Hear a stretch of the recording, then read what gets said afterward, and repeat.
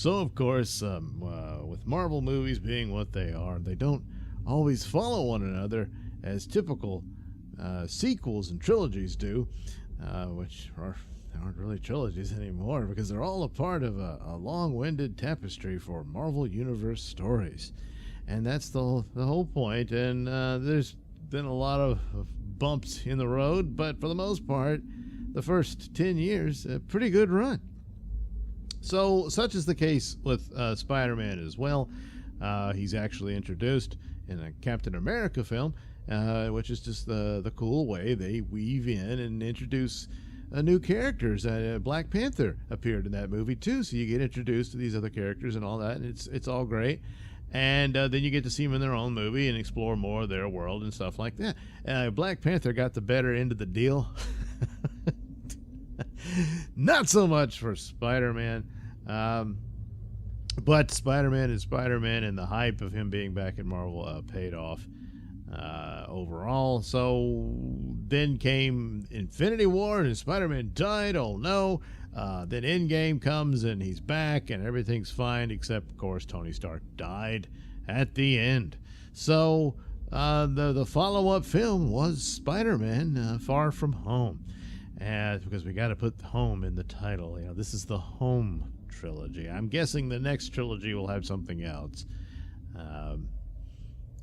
Preferably not a constant word that's repeated over and over. That's enough of that. But anyway, so here we have Peter, and so I'm not going to bother with what all happened other than, he died and he came back. But of course, the Endgame created a huge problem that they're still dealing with.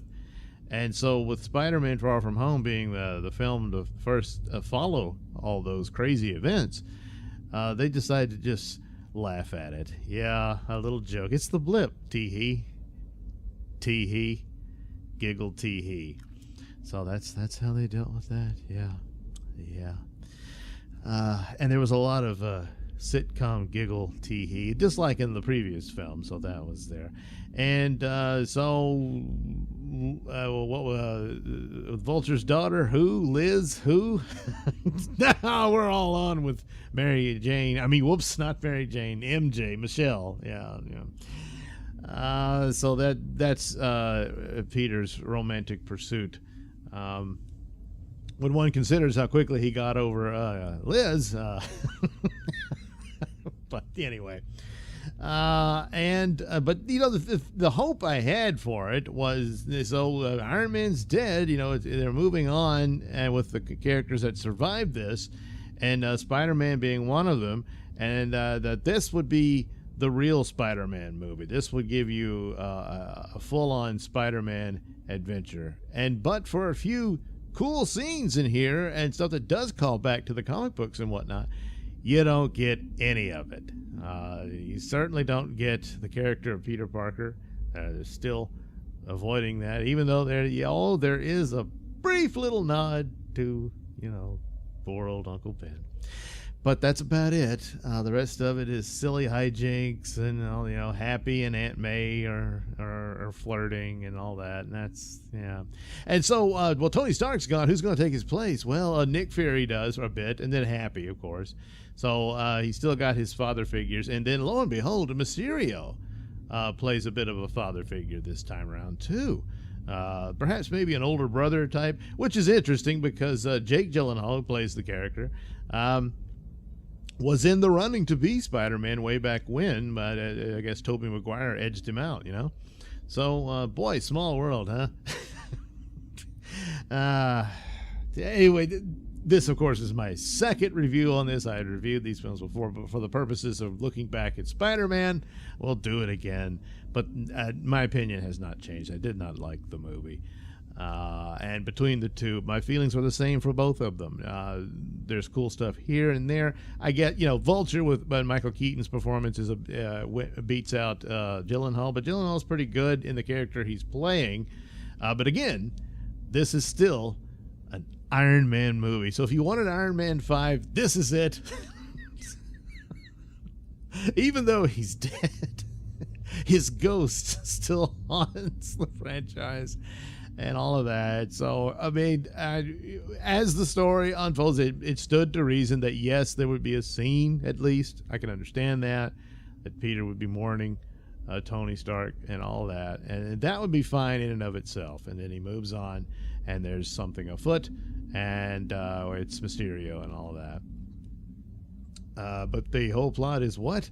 Oh, Stark technology. So Mysterio is a former employee who felt ruined by Tony Stark, surrounded by some other characters from Tony Stark who also were employees, and they all got together to pull this plot to steal Tony Stark technology because they found out a very stupid plot supposedly hatched by Tony Stark himself, who somehow just had a feeling he was not going to survive Endgame, I guess, and somehow had a feeling that, yes, Peter Parker would come back, so that somehow, rather than leave it to his wife and daughter, he decided to leave his super glasses to a 16-year-old boy. Yeah. And, of course, all the silly hijinks ensue.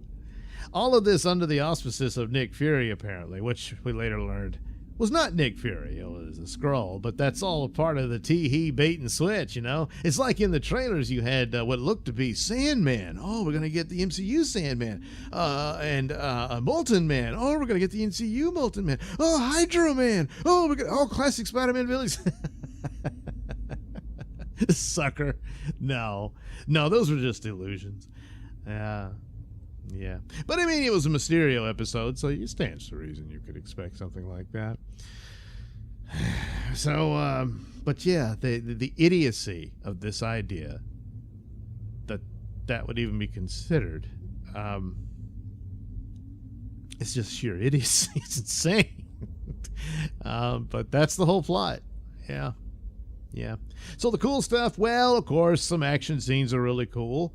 There's some of their jokes actually are pretty funny. Granted, I've never liked teenage soap opera stuff, even when I was one, and that's no different here. But there's some funny moments, especially, you know, of course, once again, you got to have different costumes for Spider-Man, and Nick Fury gives him one. It's an all black suit, you know, not that black suit, but a black suit nonetheless. And so Betty mistakes her. Betty calls him Night Monkey or whatever. I don't know. It's a line of chuckleness here and there, and that the local news media refers to him as Night Monkey. So there's that stuff. But then the battles between Mysterio and Spider-Man are pretty good. The scenes they do is a callback to how Mysterio would mess with Spider-Man's mind with all the illusions and so all that. And of course, incorporating super drones and whatnot. It's almost believable that he could pull all that off. But yeah, hey, it's a superhero film. Give him a pass on that. And that's about it. That's it. Him and MJ get together. They're in love. And seems to end on a happy note. And then, J. Jonah Jameson shows up, who's now an Alex Jones version of J. Jonah Jameson.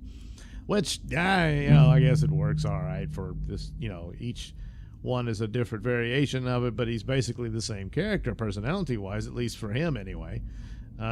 Unlike the rest of the cast. Completely rewritten. But anyway, and he doesn't have any hair, but that's about it. And so, the world knows Peter Parker is Spider-Man. They leave it on that cliffhanger, with him being not only that, but blamed for all the destruction and whatnot, and that he had killed superhero Mysterio. So that's how it's left. Of course, the two Skrulls posing as Nick Fury and I'm blanking on her name. Colby Smulders' character.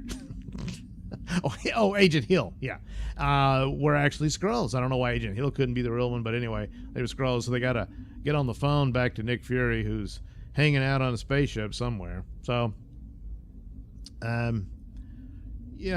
there's some help there, but apparently he's just going to run to Doctor Strange to make it like it never happened.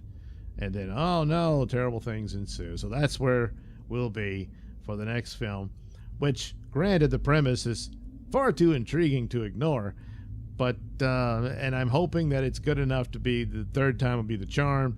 And but so far, as the way I see it, MCU Spider-Man has struck out twice, and the problems I have with it will not be resolved in that film. It could just be a cool, fun film, which is the best I can hope for it.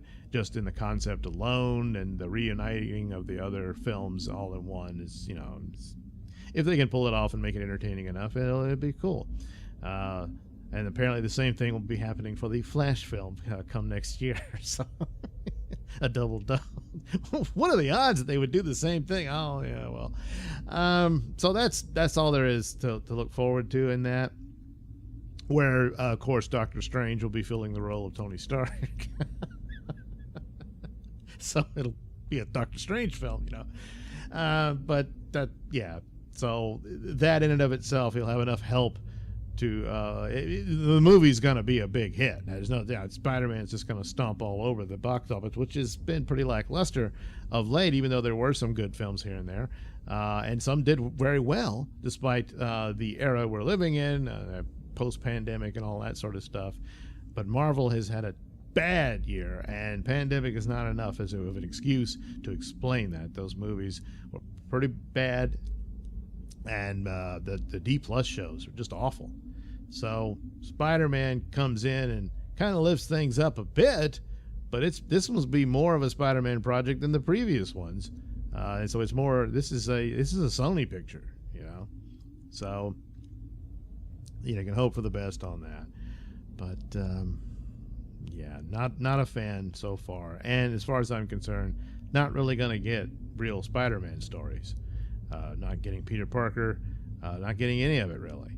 So they're going to do 3 more Spider-Man films out of this, and plus 2 others that'll be part of the MCU's, probably Avengers films or what have you.